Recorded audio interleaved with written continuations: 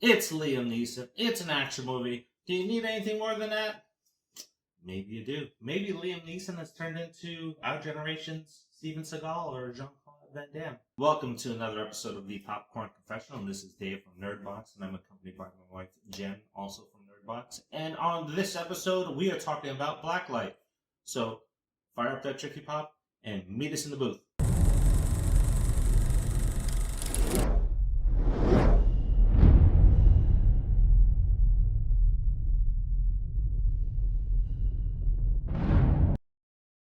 Travis Block, played by Liam Neeson, is a special operative for the FBI who specializes in removing operatives whose covers have been exposed and or for rehabbing their mental state.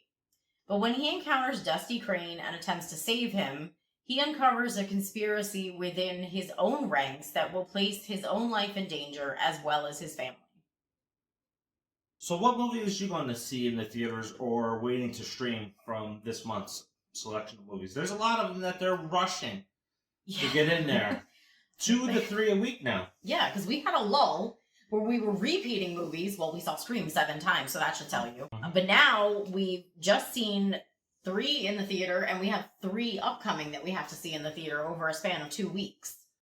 Here is another movie that we've seen told time and time and time again where you have somebody working for the government and he starts looking into things and he finds out that the government's bad, and then he goes to confront somebody in the government, and then the target gets placed on his head. There's your movie right there. Yeah, I mean, I don't remember the trailer giving that away, but I do remember figuring it out pretty early on watching the movie who the bad guy was. I was like, come on, like, could you make it any more obvious? Like, it's always like the person that's too good, and then they're bad. This movie, much like Mark Williams' other one, The Honest Thief, it was okay, but maybe everything that's going on with the pandemic impacted it, because when it hit the third act, everything sped up.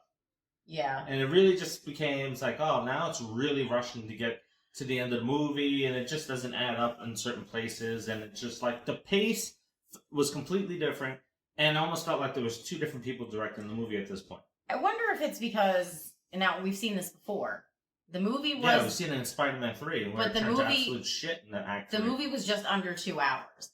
And I feel like maybe there was too much story in the first 2 acts. Like, I think there was stuff that did not need to be included.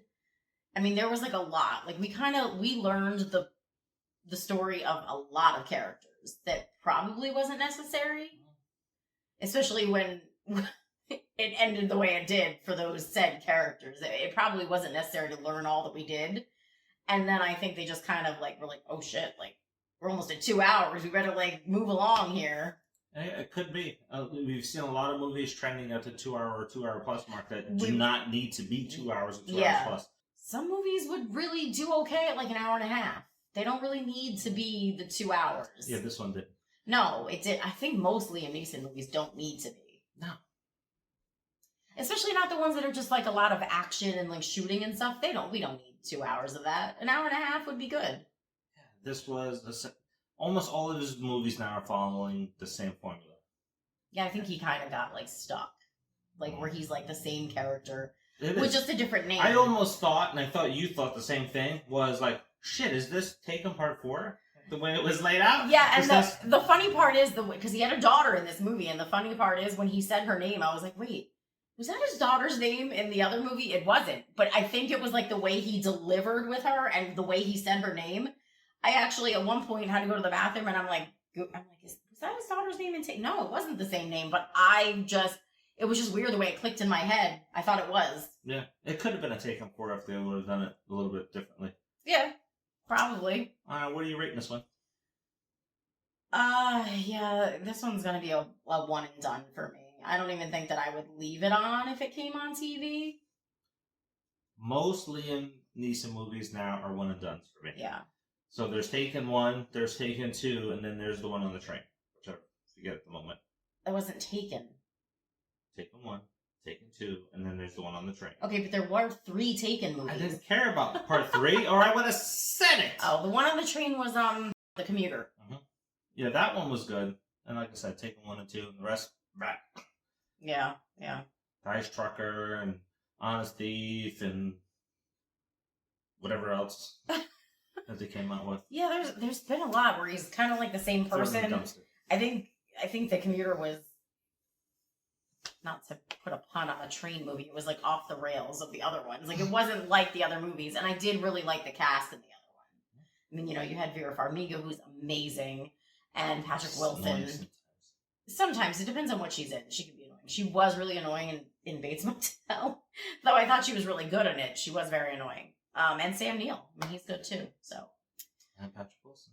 I said Patrick Wilson right after Vera Farmiga. Oh, I was too hung up on her being annoying sometimes. Yeah. Anyway, let us know what you think about Liam Neeson movies and Jason Statham movies. Are you just tired of the same thing from those people all the time?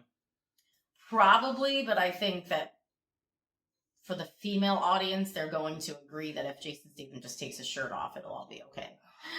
I just need to see Jason Statham back with Guy Ritchie. And with the Sons of Anarchy kid. Charlie Hunnam.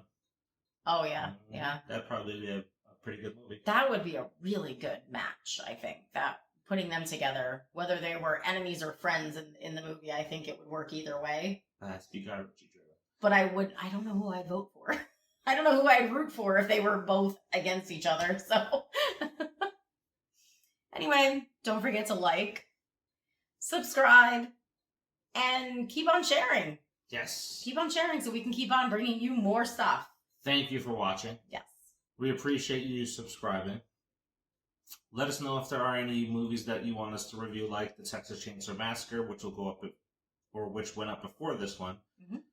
And next month, Paranormal Month. So we have a lot of ghost stuff coming across some of our channels. We do. We've got some ghost stories from people that are associated with our channel, some people that are just watchers, some people that don't even know we exist, and from us. Mm-hmm. So it should be fun. That's my favorite kind of thing. I love paranormal. So, well, until the next. See ya.